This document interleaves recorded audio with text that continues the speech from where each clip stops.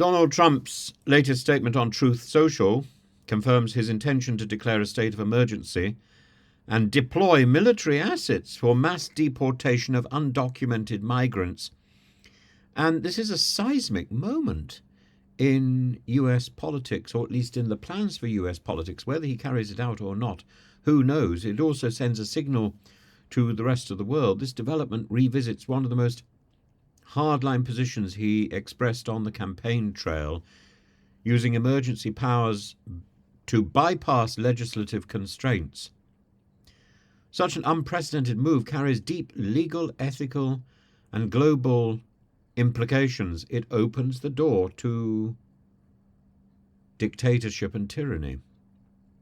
If you unpack the notion of declaring a state of emergency, while the US president holds broad powers under the National Emergencies Act, invoking it to direct military involvement in domestic immigration enforcement pushes at the boundaries of any conventional use. Historically, these powers have been activated for events like natural disasters or national security threats, and mobilizing the military to deport individuals would test the elasticity of constitutional interpretation and potentially violate the Posse Comitatus Act, which limits military engagement in civilian law enforcement. Trump's repost of Tom Fitton's statement, where he affirms the claim by simply stating true, signals his willingness to escalate the issue to a level unseen in modern American politics. Fitton's endorsement itself amplifies the credibility and potential seriousness of this decision, of this direction. Judicial Watch, known for influencing the discourse on government transparency and legal activism, positions Trump's strategy within the framework of nationalist and populist rhetoric, appealing to a substantial segment of his base that views immigration as a crisis that justifies extraordinary measures. Well, we have the same thing here. We haven't got to this point in the UK, but we could. The operational and logistical complexities of using the military for deportation are staggering. It would mean shifting the function of military assets towards tasks typically reserved for immigration and custom enforcement and other civilian agencies. And even the mere suggestion of such a policy invites significant pushback from human rights organizations, civil liberties advocates, legal scholars who would argue that this breaches the principle of proportionality and undermines democratic checks and balances, and the chances of rounding up people who are quite innocent in this process as well compounds this legal, political brutality. There's also a significant global ripple to consider.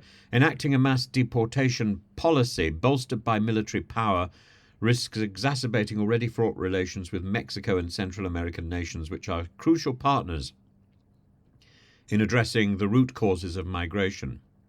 And such a dramatic policy would inevitably lead to severe condemnation from international allies and human rights bodies, potentially isolating the US on the global stage and impacting diplomatic leverage. The domestic political landscape would also shift dramatically.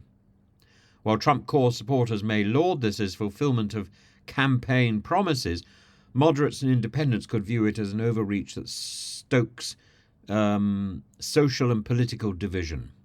The implications for Congress, especially with a divided legislature, cannot be overlooked. Such a plan would surely ignite intense debate over executive power and legislative oversight. Critics within the Republican Party may express concern over the precedent this sets for future presidents and their tenure.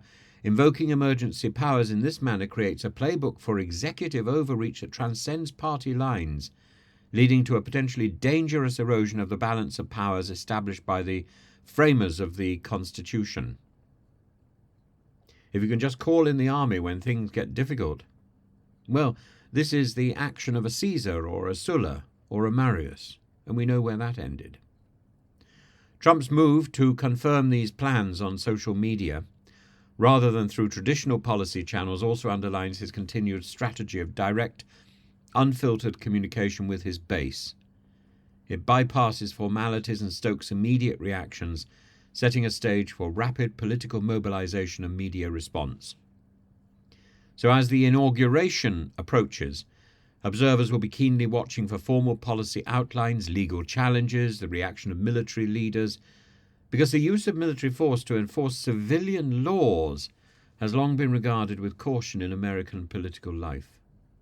Trump's flirtation with this idea tests not just the bounds of political and legal norms, but the nation's own identity as a beacon of democracy and constitutional order.